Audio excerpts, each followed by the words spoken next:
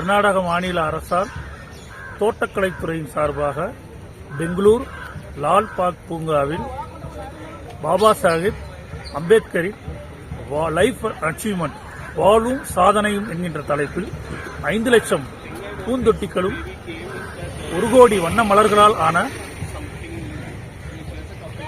வண்ண மலர் கண்காட்சி நடைபெறுகிறது.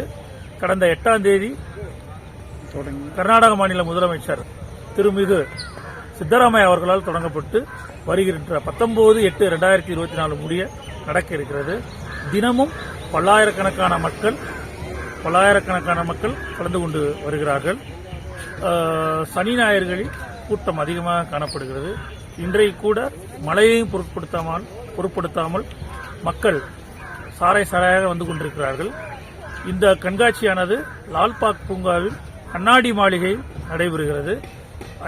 அங்கு பாபா சாஹிப் அம்பேத்கரின் உருவங்கள்,